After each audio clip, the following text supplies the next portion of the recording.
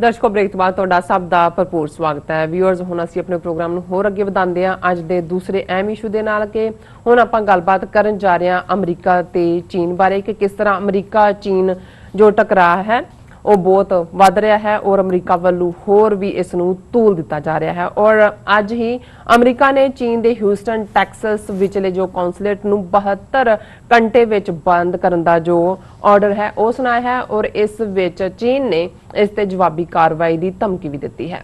So viewers ये टकराਅ किधर वाल जाएगा असीं डॉक्टर साहब कोलों उन्हां दी जुबानी जानते हैं। सो असीं चाहांगे कि तुसीं साडे नाल इसे तरह ही बने रहना। देखण सुणन लई तुहाडा सब दा बहुत बहुत शुक्रिया जी। डॉक्टर साहब इस मुद्दे बारे तुहाडीआं की विचारां ने? देखो हुण जिवें चीन भारत टकराਅ दा लगातारता नाल सानूं जिक्र करना पैंदा रहा पिछले सारे पीरीयड क्योंकि वो भी दुनिया दे विच जिहड़े फ्लैश पॉइंट्स ने अगे कश्मीर मुद्दे ते भारत और पाकिस्तान विचाले जिहड़ा उहनूं न्यूक्लीयर फ्लैश पॉइंट कहा सी क्लिंटन ने हुण वो खिता है। पर इस वेले जिहड़ा क्योंकि भारत तां एक उस प्रॉक्सी वॉर जिहड़ा अमरीका और चाइना दे विचाले सीधी सीधी वॉर इन्हां विचाले सीधी सीधी है पर उहदे जिहड़े प्रॉक्सी अगों सपोर्टर ने भारत उन्हां दे विचों इस वेले फ्रंट लाइन प्लेयर बनिया है अमरीका दे नाल। पर कुल मिला के ये जदों असीं दुनिया दे विच पोलीटिकल कन्फ्लिक्ट देखते हैं ग्लोबली भी इस गल का ध्यान रहे जिवें एक सियाणे शायद लॉर्ड ने इंग्लैंड दे विच कहा सी कि ऑल पॉलिटिक्स इज लोकल कि दुनिया भावें जिथे मर्जी की वापरिया उहदी गल करो पर अल्टीमेटली वो रिलेट करती है भी तुहाडा लोकली उस चों तुहानूं की मफाद हुंदा है। और इस भी कोई शक नहीं है कि जदों असीं अज दी दुनिया दे विच भी जां पहलां भी कोई मफाद हुंदा है वो धन दे नाल जुड़िया हुंदा है दौलत दे नाल कि तुहाडे मुल्क नूं किहड़ी चीज़ प्रॉस्पर करदी है। दूसरा जुड़िया हुंदा है जिहड़ियां डेमोक्रेसीज़ दे नां थल्ले हुकूमतां बणियां ने कि तुहाडे पॉपुलर जिहड़ी है सर्ज की है वोट लैण लई तुहानूं की गल करनी पैंदी है। और तीसरा उस दे नाल फिर जुड़िया हुंदा है कि भाई तुहाडे जिहड़े ने स्ट्रैटेजिक इंटरस्ट की ने विਉਂਤਬੰਦੀ दे नाल कित्थे है और तुसी उस मुताबिक ही अपना प्रोपेगेंडा जां अपनी फॉरन पॉलिसी जिहड़ी है वो फ्रेम करदे हो। जे इन्हां तिन्नों ही क्राइटेरियाज़ नूं देखना होए तो इस वेले अमरीका दी इंटरनेशनल जिहड़ी इकोनॉमिकल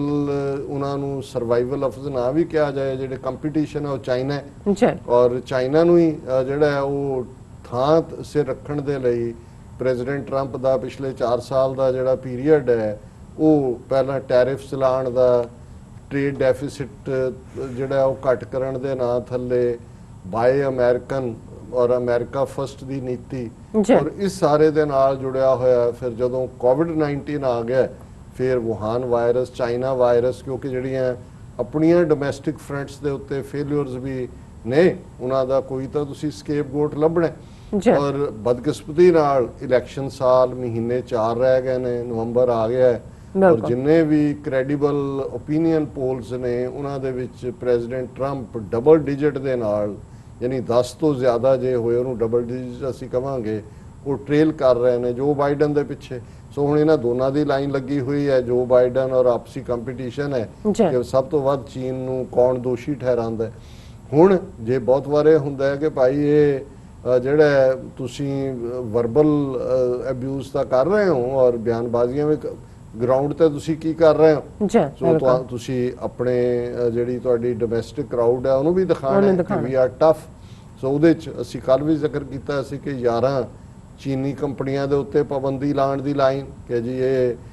मुसलमानां ते जुल्म कर रहा है चीन उत्थे उजगर मुसलमानां ते और उन्हां नूं ये जिहड़ियां चीज़ां बन रहीआं ने बॉन्डेड लेबर चों बन के आ रहीआं ने। फिर असीं देखदे हां कि माइक पॉम्पियो इंग्लैंड दे विच पहुंच जांदे ने और उत्थे जिहड़ी उन्हां दी हुवाई G5 वाली कंपनी उहदा कामकार बंद कराउण दी लाइन और इस सारे दे नाल नाल जिहड़ा ऑलरेडी चल ही रहा है कि भी जिवें पॉम्पियो दी स्टेटमेंट है China can not threaten countries and bully them in Himalayas कि जी वो फलाणे नूं भी थ्रैटन कीता है आस्ट्रेलिया नूं कीता है इंडोनेशिया नूं कीता है फिलीपीन नूं कीता है और हिमालयास का मतलब है भी इंडिया का भी विच नां लै लिया भी उत्थे जाके तुसीं कर रहे हो। फिर इस तरह पॉम्पियो का एक होर है recent क्लैशिज initiated by People Liberation Army, example of unacceptable behavior of Chinese Communist Party, Pompeo, ਕਿ ਵੀ ਇਹ unacceptable behavior ਜੀ। ਹੈ। ਫਿਰ ਇਸ ਦੇ ਨਾਲ ਅਸੀਂ ਕੱਲ ਵੀ ਜ਼ਿਕਰ ਕੀਤਾ ਸੀ ਕਿ US accuses Chinese hackers in targeting of COVID-19 research ਕਿ ਜੀ ਵੈਕਸੀਨ ਔਰ ਉਹਦਾ ਡਾਟਾ ਚੁਰਾਉਣ ਦੀ ਲਾਈਨ ਹੈ। ਔਰ ਇਸ ਸਾਰੇ ਦੇ ਨਾਲ ਇਹ ਤਾਂ ਚੱਲ ਹੀ ਰਹੀ ਸੀ ਬਿਆਨਬਾਜ਼ੀ, ਪਰ ਦੋ ਡਿਵੈਲਪਮੈਂਟਸ ਜਿਹੜੀਆਂ ਅੱਜ ਅਹਿਮੀਅਤ ਵਾਲੀਆਂ ਨੇ, ਜਿਹੜੀਆਂ ਦੱਸ ਰਹੀਆਂ ਕਿ ਇਹ ਟਕਰਾਅ ਜਿਹੜਾ ਉਹ ਰੁਕਣ ਵਾਲਾ ਨਹੀਂ ਹੈ। ਔਰ ਇਹ ਜਿਹੜਾ ਮਰਜ਼ੀ ਐਡਮਿਨਿਸਟ੍ਰੇਸ਼ਨ ਆ ਜਾਏ, ਜੋ ਬਾਈਡਨ ਵੀ ਆ ਜਾਏ, ਜੋ ਚੱਲ ਰਿਹਾ ਹੈ ਇਹ ਆਉਣ ਵਾਲੇ ਪੀਰੀਅਡ 'ਚ ਬੜੀ ਖਤਰਨਾਕ ਹੱਦ ਤੱਕ ਜਾਏਗਾ। ਬਿਲਕੁਲ। ਇੱਕ ਤਾਂ ਖਤਰਨਾਕ ਹੱਦ ਮੌਕੇ ਤੇ ਹੋ ਸਕਦੀ ਹੈ, ਜਿਵੇਂ ਭਾਰਤ ਔਰ ਚੀਨ eyeball to eyeball and toe to toe with the American blessing, ਪਾਣੀ ਦੇ ਵਿੱਚ ਵੀ ਜੁਆਇੰਟ ਪੈਸੈਕਸ ਜਿਹਨੂੰ ਨੇਵਲ ਐਕਸਰਸਾਈਜ਼ਸ ਇੰਡੀਆ ਨੇ ਕਿਹਾ ਕਿ ਆਪਣੇ ਲੋਕਾਂ ਦਾ ਦਿਲ ਖੁਸ਼ ਕੀਤਾ। ਸੋ ਉੱਥੇ ਵੀ ਕੋਈ ਚਾਂਸ ਬੁਲੇਟ ਇਧਰੋਂ ਉਧਰੋਂ ਉਹਨੂੰ, ਔਰ ਪਾਕਿਸਤਾਨ ਵੀ ਜਿਹੜਾ ਉਹ ਤਿਆਰ ਹੋ ਕੇ ਉਹ ਗਿਲਗਿਤ ਬਲਿਸਤਾਨ, ਭਾਸ਼ਾ ਡੈਮ, ਉਹ ਸਾਰੇ 'ਚ ਸੀ ਪੈਕ, ਕਿਉਂਕਿ ਅਲਟੀਮੇਟ ਨਿਸ਼ਾਨਾ ਜਿਵੇਂ ਮੈਂ ਕਿਹਾ ਵੀ ਇਕਨੋਮਿਕਲ, ਔਰ ਸੀ ਪੈਕ, ਗਵਾਦਰ ਪੋਰਟ, ਕੋਈ ਵੀ ਜਿਹੜਾ ਇਹਨਾਂ ਨੂੰ ਸਿਖਾਇਆ ਨਹੀਂ ਹੈ। ਔਰ ਇੱਕ ਜਿਵੇਂ ਜਦੋਂ ਇਹਨਾਂ ਨੇ ਲਿਬੀਆ ਨੂੰ ਟਾਰਗੇਟ ਕਰਨਾ ਸੀ, ਜਿਹੜਾ ਅਮਰੀਕਾ ਦਾ ਪੈਨਐਮ ਜਹਾਜ਼ ਦਾ ਹਾਦਸਾ ਹੋਇਆ ਸੀ, ਉਦੋਂ ਇਹਨਾਂ ਨੇ ਬੜੀ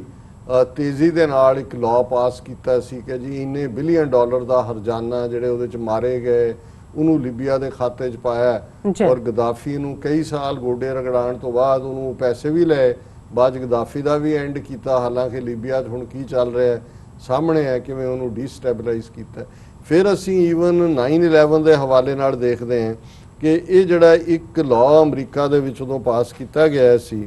ਇਹ ਜਿਹੜਾ ਉਹਨਾਂ ਨੇ Justice Against Sponsors of Terrorism Act, JASTA, ਇਹ ਪਾਸ ਕੀਤਾ ਸੀ, ਜਿਹਦੇ ਜਿਹੜੇ ਵਿਕਟਮ ਸੀ 9/11 ਦੇ, ਉਹਨਾਂ ਨੂੰ ਵਿਕਟਮਸ ਆਫ ਟੈਰਰਿਜ਼ਮ ਕਹਿ ਕੇ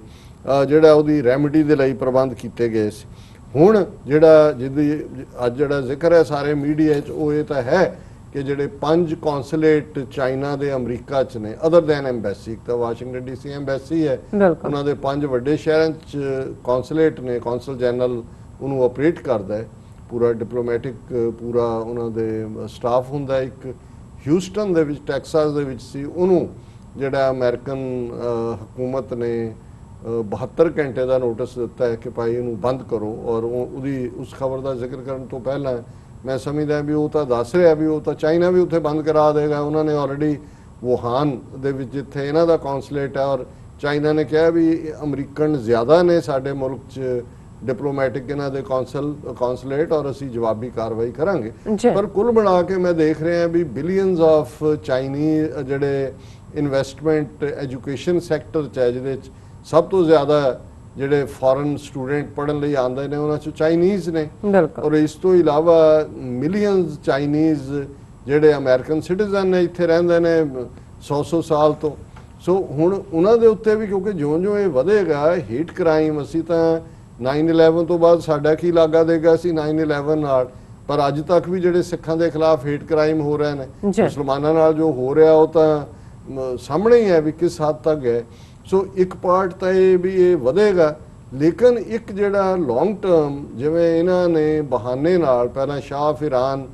ਅਮਰੀਕਾ ਦਾ ਜਿਹੜਾ ਉਹ ਨਿਆਣਾ ਸੀ ਉੱਥੇ ਬਿਠਾਇਆ ਹੋਇਆ ਕਈ ਦਹਾਕਿਆਂ ਤੋਂ, ਤੇ ਜਦੋਂ 1979 'ਚ ਆਇਤੁੱਲਾ ਖਮੀਨੀ ਦੀ ਕਮਾਂਡ ਥੱਲੇ ਇਰਾਨੀਅਨ ਰੈਵੋਲੂਸ਼ਨ ਆਇਆ, ਔਰ ਉਹਨਾਂ ਨੇ ਇਹ ਕਿਹਾ ਕਿ ਇਰਾਨ ਦੇ ਨਾਲ ਹੋਸਟੇਜ ਕ੍ਰਾਈਸਿਸ ਆਇਆ, ਉਹਨਾਂ ਦਾ ਜਿੰਨਾ ਪੈਸਾ ਇੱਥੇ ਸੀ, ਕਿਉਂਕਿ ਅਮਰੀਕਾ 'ਚ ਹੀ ਉਹ ਤੁਹਾਡੇ ਇਹਨਾਂ ਦੇ ਕਿਸੇ ਨਾ ਕਿਸੇ ਹਵਾਲੇ ਨਾਲ ਇਨਵੈਸਟਮੈਂਟ ਹੋਏ, ਜਾਂ ਉਹਨਾਂ ਦੀ ਇੱਕ ਟਰਮ ਹੁੰਦੀ ਹੈ ਟ੍ਰੇਜਰੀ ਚੈੱਕ, ਸ਼ਾਇਦ ਜਿਹੜੇ ਇੱਥੇ ਹੀ ਰੱਖੇ ਹੁੰਦੇ, ਉਹ ਜ਼ਬਤ ਕਰ ਲਏ ਕਿ ਜੀ ਇਰਾਨ ਜਿਹੜਾ ਉਹ ਬਣ ਗਿਆ ਐਪੀਟੋਮ ਆਫ ਟੈਰਰਿਜ਼ਮ, ਇਹ ਉਹ ਜਿਵੇਂ ਲੀਬੀਆ ਦੇ ਪੈਨਐਮ ਤੋਂ ਬਾਅਦ ਜਦੋਂ ਗਦਾਫੀ ਨੇ ਥੋੜੀਆਂ ਜਿਹੀਆਂ ਅੱਖਾਂ ਇਹਨਾਂ ਨੂੰ ਦਿਖਾਈਆਂ, ਪਹਿਲਾਂ ਉਹੀ ਲੀਬੀਆ ਸਭ ਤੋਂ ਜ਼ਿਆਦਾ ਅਮਰੀਕਾ ਦੇ ਕਰੀਬ ਸੀ, ਉਹਨੂੰ ਇਸਤੇਮਾਲ ਕੀਤਾ ਤੇ ਉਹਦਾ ਵੀ ਸਾਰੇ ਐਸੈਟ ਜਿਹੜੇ ਨੇ ਜ਼ਬਤ ਕਰ ਲਏ। ਹੁਣ ਕਿਉਂਕਿ ਚਾਈਨਾ ਦੇ ਵੀ ਜਿਹੜੇ ਟ੍ਰੇਜਰੀ ਚੈਕਸ ਔਰ ਬਹੁਤ ਸਾਰੀਆਂ ਇਨਵੈਸਟਮੈਂਟ, ਜਦੋਂ ਇਹਨਾਂ ਦੀਆਂ ਵੱਡੀਆਂ ਕੰਪਨੀਆਂ ਨੇ ਜਾਂ ਦੂਜੀਆਂ ਨੇ ਉਹ ਅਮਰੀਕਾ 'ਚ ਨੇ, ਔਰ ਸਰਕਾਰ ਲੈਵਲ, ਮੈਨੂੰ ਇਹ ਲੱਗਦਾ ਹੈ ਕਿ ਆਉਣ ਵਾਲੇ ਦਿਨਾਂ ਦਾ ਨੈਕਸਟ ਸਟੈਪ ਹੋਏਗਾ ਕਿ ਜਿਹੜੇ ਚਾਈਨੀਜ਼ ਇਨਵੈਸਟਮੈਂਟਸ ਨੇ ਇੱਥੇ, ਉਹਦੇ ਤੋਂ ਇਲਾਵਾ ਵੀ ਜਿਹੜੇ ਟ੍ਰੇਜਰੀ ਇਹਨਾਂ ਦੇ ਚੈੱਕ ਨੇ, ਇੱਕ ਹੋਰ ਟਰਮ ਹੁੰਦੀ ਹੈ ਮੈਨੂੰ ਯਾਦ ਨਹੀਂ ਆ ਰਿਹਾ ਜੀ, ਉਹ ਸਾਊਦੀ ਅਰੇਬੀਆ ਦੇ ਵੀ ਵੱਡੀ ਗਿਣਤੀ ਜਿਹਨੇ ਹੁਣ ਸਾਊਦੀ ਅਰੇਬੀਆ ਦੇ ਨਾਲ ਵੀ ਇਹ ਚੱਲ ਰਹੀ ਹੈ ਕਿ ਜੀ ਤੁਸੀਂ 2004 ਦੇ ਵਿੱਚ ਚਾਈਨੀਜ਼ ਵੈਪਨ ਕਿਵੇਂ ਲੈ ਲਏ, ਹਾਲਾਂਕਿ ਉਹਦੇ ਉਦੋਂ ਸਬੰਧ ਵੀ ਨਹੀਂ ਸੀ ਜੁੜੇ ਹੋਏ, ਉਹਨਾਂ ਦੇ ਡਿਪਲੋਮੈਟਿਕ ਸਬੰਧ ਵੀ ਨਹੀਂ ਸੀ। ਸੋ ਮੈਨੂੰ ਇਹ ਲੱਗਦਾ ਹੈ ਵੀ ਕਿਉਂਕਿ ਸਾਊਦੀ ਅਰੇਬੀਆ ਜਾਂ UAE ਜਾਂ Muslim world by and large China ਵੱਲ ਝੁਕਾਅ ਰੱਖ ਰਿਹਾ ਹੈ ਤੇ ਉਹਨਾਂ ਨੂੰ ਵੀ ਇਹ ਥ੍ਰੈਟਨ ਕਰ ਰਹੇ ਨੇ ਕਿ ਭਾਈ ਤੁਹਾਡੇ ਵੀ ਇੱਥੇ ਰੱਖੇ ਪੈਸੇ ਜਿਹੜੇ ਨੇ ਉਹ ਅਸੀਂ ਹੜੱਪ ਲੈਣੇ ਨੇ। ਪਰ ਇੱਕ ਜਿਹੜੀ ਜਿਹਦੇ ਤੇ ਕੋਈ ਬਹੁਤੀ ਚਰਚਾ ਨਹੀਂ ਹੋਈ, ਅੱਜ ਅਮਰੀਕਨ ਸੈਨੇਟ ਦੇ ਵਿੱਚ ਬੜੇ ਪਾਵਰਫੁਲ ਜਿਹੜੇ ਸੈਨੇਟਰ ਨੇ 5-6 ਜਿਨ੍ਹਾਂ ਦੇ ਵਿੱਚ senator Martha ਮੈਕਸੈਲੀ, ਮਾਰਸ਼ਾ Blackburn, Tom cotton, ਜੋਸ਼ ਹੌਲੀ, ਸੈਨੇਟਰ ਮਾਈਕ ਰਾਉਂਡਸ ਔਰ ਥੌਮ ਟਿਲਸ, ਉਹਨਾਂ ਨੇ ਜਿਹੜਾ ਇੱਕ ਬਿੱਲ ਪੇਸ਼ ਕੀਤਾ ਹੈ, ਉਹਦਾ ਨਾਮ ਹੈ the Civil Justice for Victims of COVID Act, ਕਿ ਇਹ ਜਿਹੜੇ ਅਮਰੀਕਾ 'ਚ ਕੋਵਿਡ-19 ਦੇ ਨਾਲ ਸ਼ਿਕਾਰ ਹੋਏ ਨੇ ਉਹਨਾਂ ਦੇ ਲਈ ਇਹ ਰਸਤਾ ਖੋਲ੍ਹਿਆ ਕਿ ਕੱਲ ਨੂੰ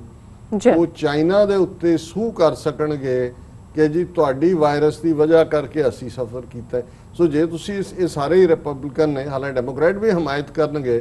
ਹੁਣ ਇਹ ਸਾਰਾ ਰਸਤਾ ਜਿਹੜਾ ਇਹਨੂੰ ਇਹਨਾਂ ਨੇ ਨਾਂ ਦਿੱਤਾ ਹੈ civil Justice for the victims of COVID act gives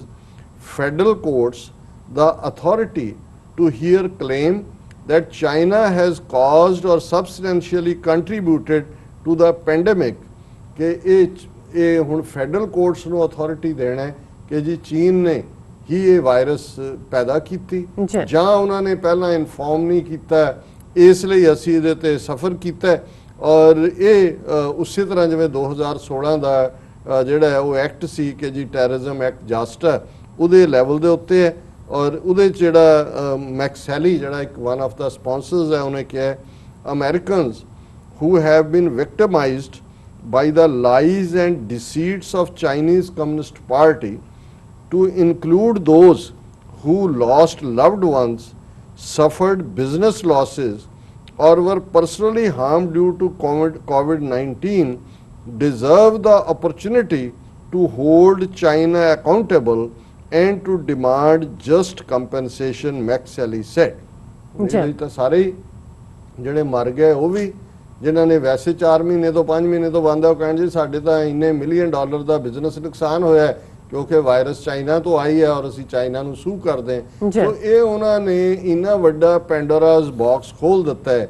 ਜਿਹਦੇ ਥੱਲੇ ਜੇ ਮੈਨੂੰ ਨਹੀਂ ਲੱਗਦਾ ਕਿ ਵੀ ਇਹਨੂੰ ਕੋਈ ਬਲੌਕ ਕਰੇਗਾ, ਕਿਉਂਕਿ ਇਸ ਵੇਲੇ ਤਾਂ ਦੌੜ ਲੱਗੀ ਹੋਈ ਹੈ ਡੈਮੋਕ੍ਰੈਟਸ ਔਰ ਰਿਪਬਲਿਕਨਸ ਕੇ ਕੌਣ ਵੱਧ ਤੋਂ ਵੱਧ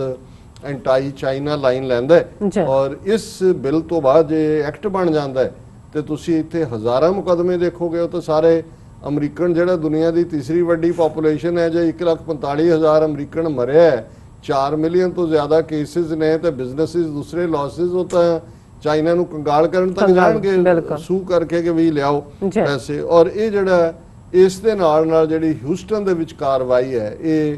ਇੱਕ ਡਿਪਲੋਮੈਟਿਕ ਲੈਵਲ ਦੇ ਉੱਤੇ ਉਹਨਾਂ ਨੇ ਸਿੱਧਾ ਸਟ੍ਰਾਈਕ ਕੀਤਾ, ਕਿਉਂਕਿ ਪਹਿਲਾਂ ਤਾਂ ਉਹਨੇ ਇਲਜ਼ਾਮ ਲਾਇਆ, ਫਿਰ 2 ਚੀਨੇ ਫੜੇ ਹੋਏ ਸੀ, ਸ਼ਾਇਦ ਉਹ ਅਮਰੀਕਨ ਨੇ ਜਾਂ ਕੀ ਕਿ ਜੀ ਇਹ ਕੋਵਿਡ-19 ਦੀ ਵੈਕਸੀਨ ਚੁਰਾ ਰਹੇ ਸੀ, ਔਰ ਦੂਸਰਾ ਉਹਨਾਂ ਦੀ ਅਜੇ ਉਹਨਾਂ ਨੂੰ ਇੰਡਾਈਕਟ ਕੀਤਾ, ਕੋਈ ਕਨਵਿਕਟ ਤਾਂ ਨਹੀਂ ਹੋਏ, ਲੇਕਿਨ ਅੱਜ ਜਿਹੜਾ ਐਕਸ਼ਨ ਉਹਨਾਂ ਨੇ ਕੀਤਾ ਉਸ ਦੇ ਉੱਤੇ ਇਸ ਤੋਂ ਪਹਿਲਾਂ ਇਹ ਖਬਰ ਆਈ ਕਿ ਜੀ ਜਿਹੜਾ ਹਿਊਸਟਨ ਦੇ ਵਿੱਚ ਚਾਈਨੀਜ਼ ਕੌਂਸੂਲੇਟ ਹੈ ਉਹਦੇ ਬਾਹਰ ਬਿਨਸ ਜਿਹੜੇ ਹੁੰਦੇ ਨੇ ਉਹਨਾਂ ਦੇ ਵਿੱਚ ਕਾਗਜ਼ ਸਾੜੇ ਜਾ ਰਹੇ ਨੇ ਐਜ਼ ਇਫ ਕੋਈ ਖੁਫੀਆ ਜਾਣਕਾਰੀਆਂ ਜਿਹੜੀਆਂ ਉਹਨਾਂ ਕੋਲ ਨੇ। ਔਰ ਫਿਰ ਇਹ ਵੀ ਆਇਆ ਜੀ ਫਾਇਰ ਬ੍ਰਿਗੇਡ ਦੀਆਂ ਵੀ ਆ ਗਈਆਂ ਗੱਡੀਆਂ, ਉਹਨਾਂ ਨੇ ਉਹਨਾਂ ਨੂੰ ਬਿਲਡਿੰਗ 'ਚ ਜਾਣ ਨਹੀਂ ਦਿੱਤਾ, ਬਾਅਦ 'ਚ ਦੇਖਿਆ ਕਿ ਉਹ ਉਹਨੂੰ ਬੁਝਾ ਰਹੇ ਸੀ ਔਰ ਇਹ ਉਹ। ਸੋ ਇਹ ਇੱਕ ਕ੍ਰੀਏਟ ਕਰਨ ਦੇ ਲਈ, ਕਿਉਂਕਿ ਇਹ ਪੁੱਛਿਆ ਜਾ ਰਿਹਾ ਹੈ ਕਿ ਵੀ 5 ਕੌਂਸੂਲੇਟ ਆਫਿਸ ਨੇ ਚੀਨ ਦੇ, ਹਿਊਸਟਨ ਨੂੰ ਕਿਉਂ ਚੁਣਿਆ ਗਿਆ?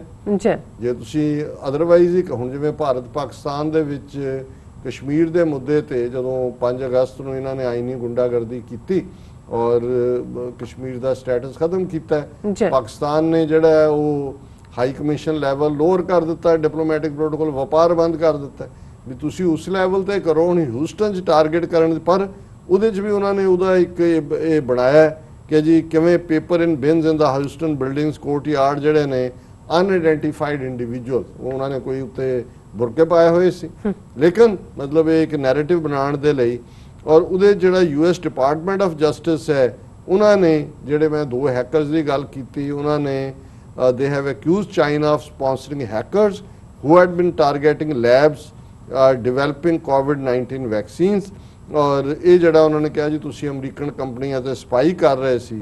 ਫਿਰ ਉਹਨਾਂ ਨੇ ਕਿਹਾ ਜੀ ਇਹ ਇਕੱਲਾ ਇਹੀ ਨਹੀਂ ਕਿ vaccine not just American intellectual property but European intellectual property too costing hundreds of thousands of jobs ਉਹਨਾਂ ਨੇ ਦੇਖਿਆ ਵੀ ਜੇ ਕੱਲੀ ਅਮਰੀਕਨ ਇੰਟੈਲੈਕਚੁਅਲ ਪ੍ਰਾਪਰਟੀ ਦੀ ਚੋਰੀ ਦੀ ਗੱਲ ਕੀਤੀ ਫਿਰ ਵੀ ਨਾਲ ਯੂਰਪ ਵੀ ਜੋੜ ਲਓ ਔਰ ਉਹਨਾਂ ਨੇ ਕਿਹਾ ਕਿ ਵੀ ਇਹ ਜਿਹੜੀ ਹੈ ਚਾਈਨੀਜ਼ ਕਮਿਊਨਿਸਟ ਪਾਰਟੀ ਇਹ ਸਾਰੀ ਕਰਵਾ ਰਹੀ ਹੈ ਔਰ ਇਸ ਸਾਰੇ ਚ ਚੀਨ ਨੇ ਜਿਹੜਾ ਰਿਐਕਟ ਕੀਤਾ ਹੈ ਚਾਈਨੀਜ਼ ਫੋਰਨ ਮਿਨਿਸਟਰੀ ਦੀ ਸਪੋਕਸਵੂਮਨ ਹੈ ਬੀਬੀ ਹੁਆ ਚੁਯੋਂਗ